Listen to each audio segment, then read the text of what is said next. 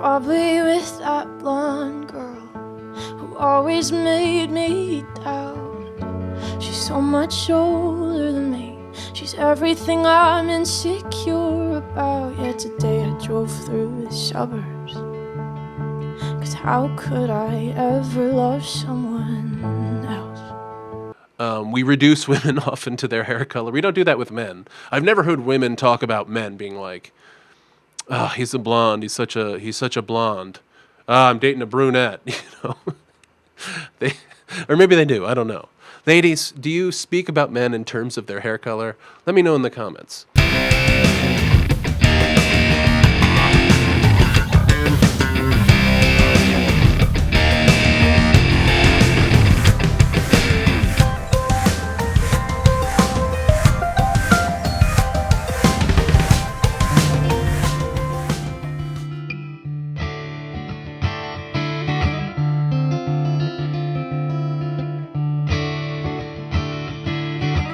Oh man, look at my life, I'm a lot like you were. Oh man, look at my life, I'm a lot like you were.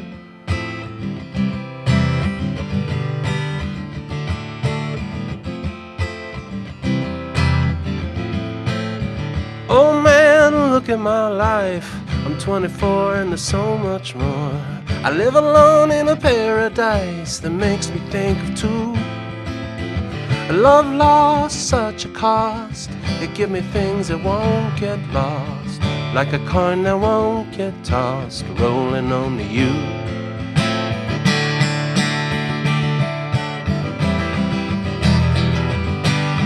Oh man, take a look at my life, I'm a lot like you. I need someone to love me to hold it through.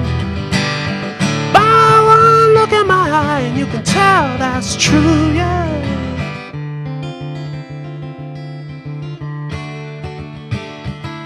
Oh, hey everybody, welcome back to my channel. Andy here. That was an impromptu performance. I was going to play a different song today, but I just chose to play that one because of recent events in the news and recent events happening everywhere.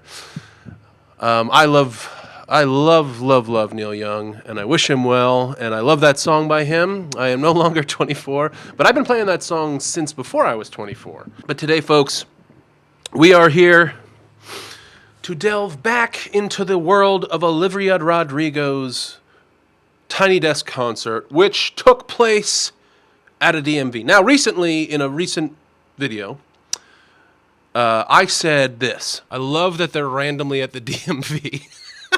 It's hilarious that they're doing this in a DMV. Now, the reason I said that is because, and again, if you're new to this channel, you won't know this possibly, but I don't generally like or know anything about pop music or the pop music world. I love music, but not into, I don't know why I'm doing this with my hands. I am not usually into the pop music thing.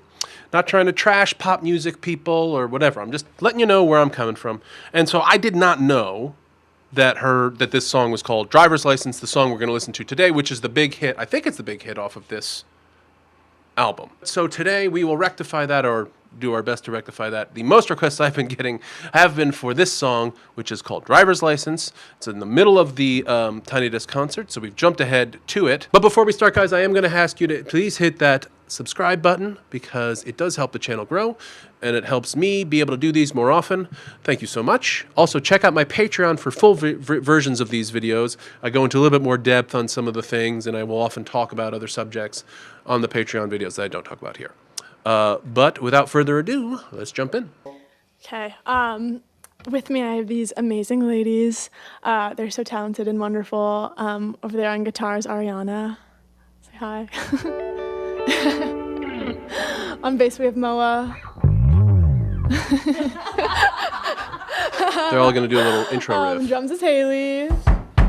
And on guitar over here is Heather. They're the best. Very lucky Heather to keeping have it them. cool, keeping it chill, Heather. Okay, so this is a song called Driver's License. I got my driver's license last week, just like we always talked about. 'Cause you were so excited for me to finally drive up to your house. But today I drove through the suburbs, crying 'cause you weren't around. And you're probably with that blonde girl who always made me doubt.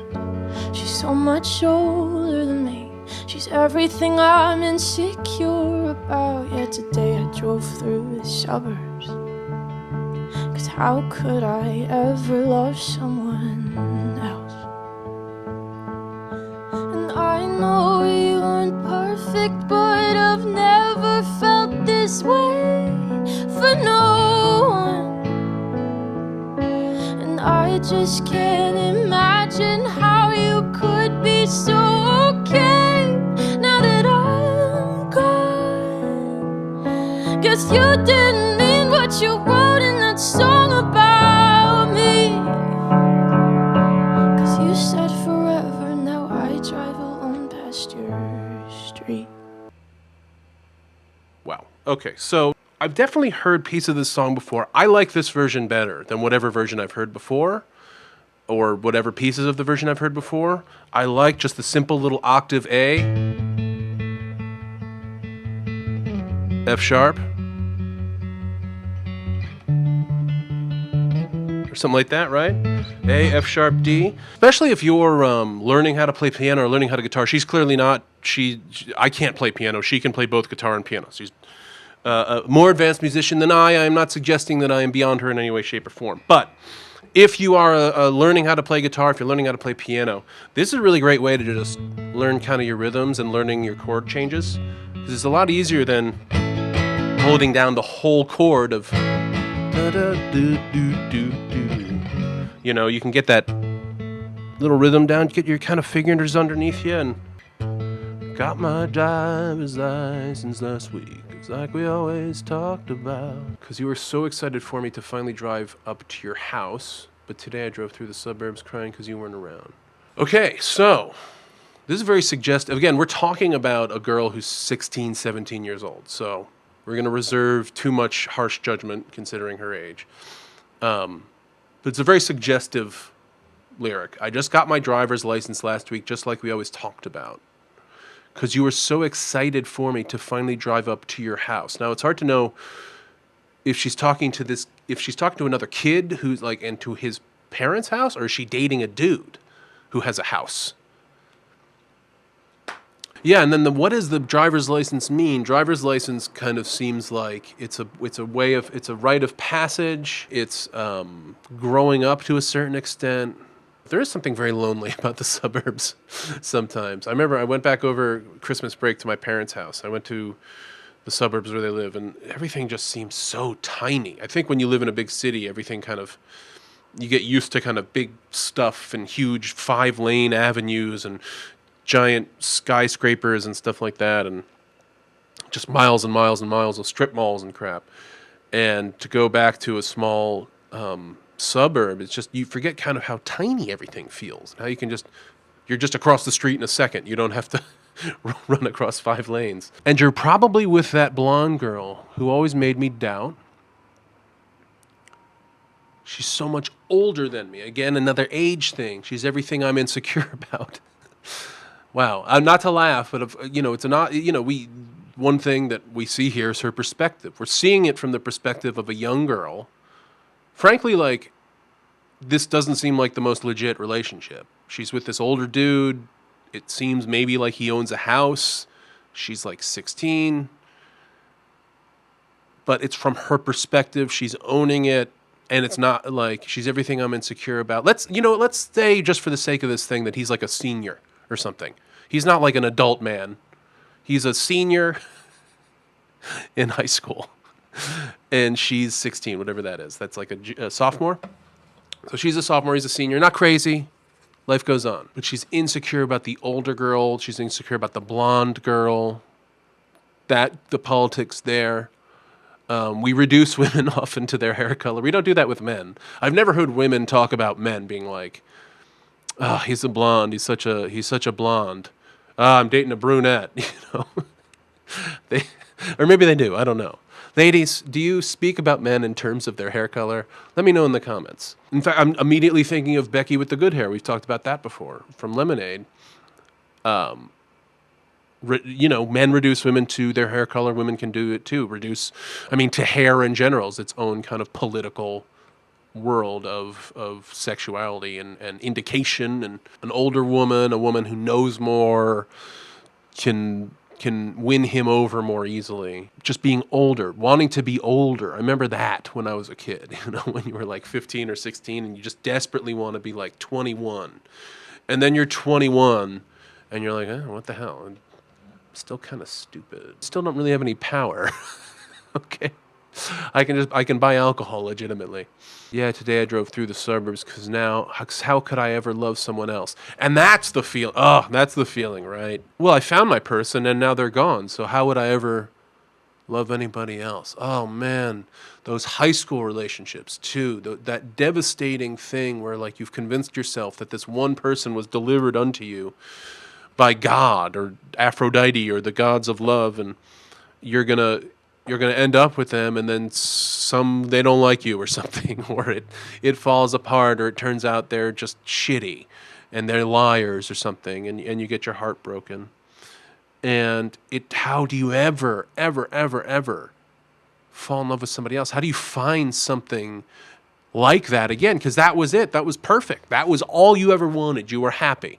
Now, of course, you're happy in retrospect. At the time, you're probably, there was good times and bad times, but the first thing I want to say is just like, you want to just be so impressed by the fact that a young woman who's like 16 or 17 could write a song like this. I am, but we've been seeing this. Lorde, freaking Aretha Franklin was writing when she was 18. We've seen spectacular songwriters who are very young. She appears very young. She talks about her youth. And she kind of plays up certain, she's a provocative person. Look at the cover of this album. That's a provocative album cover. She is owning the kind of sexuality of her youth in a way that I like. She doesn't seem to be trying to titillate. She's trying to be a singer-songwriter, and she's succeeding, but she's talking about sexuality. She's talking about these topics without reducing it to a sexual show or a drawing attention to herself in a way that isn't on her own terms. And all my friends are tired of hearing how much I miss you, but I kinda feel sorry for them, 'cause they'll never know you the way that I do. Yeah, today I drove through the suburbs and pictured I was driving home to you. And I know we weren't perfect, but I've never felt this way for no one. And I just can't imagine how you could be so okay now that I'm gone. I guess you didn't mean what you wrote in that song about me. You said forever, now I drive alone past your street. Red lights, stop signs, I still see your face in the white cars, front yards. Can't drive past the places we used to go to, 'cause I still fucking love you, babe.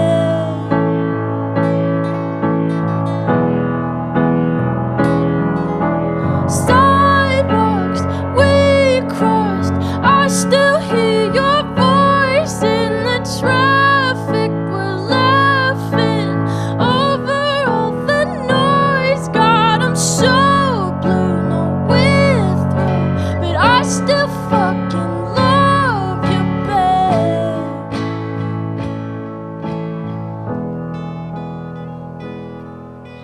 And I know we weren't perfect, but I've never felt this way for no one.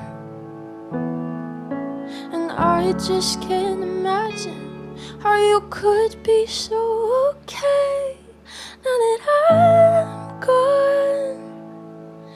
Guess you didn't mean as you wrote in that song about me. 'Cause you said forever, now I drive alone past your street.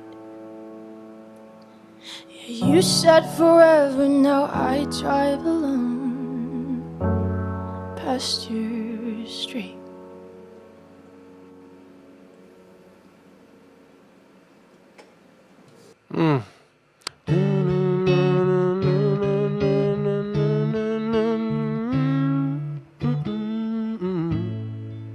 So it's going to be C major 7th, really pretty kind of jazzy chord there. Right in the middle of an otherwise very simple song.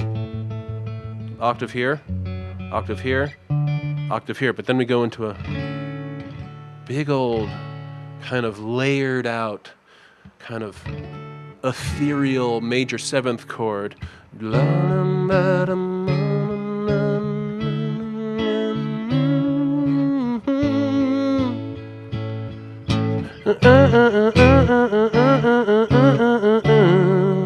I think it's that, right? Oh no, okay, so it goes F sharp minor, E, A, C sharp, D. Do do do do do do up back up to E and then back to A. And all my friends are tired of hearing how much I miss you, but I kinda feel sorry for them, 'cause they'll never know the way that I do, yeah. Again, we're really finding ways to kind of have basic conversational lyrics that are really accessible, just conversational. They sound like somebody's speaking, but putting them into a rhythm and rhyme of a song. I love it when artists do that. It really kind of, to me, that's like my favorite way of writing. And she kind of has that rubato kind of tripping out over the words a little bit thing, where she's speaking, but she's singing. And it's a really lovely technique. My friends are all tired of hearing how much I miss you. You can just imagine somebody like constantly bringing up this person or always lamenting about this one relationship and talking about this one thing. I feel sorry for them because they'll never know you the way that I do. Which is to say that maybe they don't like him, or they don't think that he's right for her, or maybe, again, it's like he's too old for her, or maybe he's with the blonde girl, and maybe they're tired of it because they're like, you know what, frankly, it's good that you're not in this relationship anymore. And I know we weren't perfect, but I've never felt this way for no one. And I just can't imagine how you could be so okay now that I'm gone. Again, these really just sound like things somebody would say, but they come out in this beautiful, like, I'll try it. I'll give it a shot here. And I know we weren't perfect, but I never felt this way for no one. If I'm an octave down, I can do it. I know we weren't perfect, but I've never felt this way for no one. Yeah. And I just can't imagine how you could be so okay now that I'm gone. I guess you didn't mean what you wrote in that song about me. So he's written songs about her. 'Cause you said forever, now I drive alone past your street. Great resolution to that melody too. Huge, open, expressive vocal moment here where she really lets out her voice, and then she comes back like, "Cause you said forever, now I drive alone past your street," and kind of we hear a little bit more of that kind of affected, kind of diphthongy, I don't know what to call it, singing, which is not my style. It's other people's style. I'm not saying it's bad. Not immediately for me, though. I just love being able to hear her voice. And then we go into this bridge, which I think we're going back, I think, between F sharp minor here and A. So it's the solemnness of being alone, of driving alone, seeing things you remembering laughing in the traffic, being with somebody. Being in your car alone is its own kind of, it's a sanctuary for a lot of people, but it is its own kind of loneliness, and it's a very different thing to drive with somebody around a neighborhood. I hear your voice in the traffic, we're laughing over all the noise, God, I'm so blue, I know we're through, but I still fucking love you, baby. Yeah, I just, again, I love just the directness of it. We don't have to, this is not a song where we have to pour everything into very poetic concrete. Just to say, I know we weren't perfect, but I've never felt this way for no one. And I just can't imagine how you could be so okay now that I'm gone. I mean, you could say that to somebody, and it wouldn't even sound necessarily like a song lyric. I love the anger of it. I love the honesty of it. We were wrong. We weren't perfect. You're too old for me. I'm upset. I'm talking about this. Like, she doesn't come off as cool. She doesn't come off as, kind of self-contained and got her shit together. She comes off like a girl who's a basket case over this guy that she can't have, and she's like stalking him. I mean, it's not stalking. She's not like stalking him, but she's kind of driving around his neighborhood. It's not super healthy behavior. I'm not criticizing what she's doing. I'm saying this is what she's talking about in the song. And it's cool to hear, especially a young person, like just confront these and not look cool and not be over it or whatever. Yeah, she's an interesting artist. She seems really to want to be much more of an individual than to be the icon of a certain gender or a certain generation. And I really respect that. I think that's great. Anyway, so thank you guys so much for checking out this video. I really enjoy the Tiny Desk concerts. When we do more Taylor Swift, more Harry Styles, more Olivia Rodrigo, we're going to start doing other artists too. Don't worry, lots more coming up. Thank you guys so much for checking out my channel. Please like, please subscribe, please comment. Let me know what I got right or wrong in the comments. I'm sure I got a bunch of stuff wrong this time. And until next time, keep playing.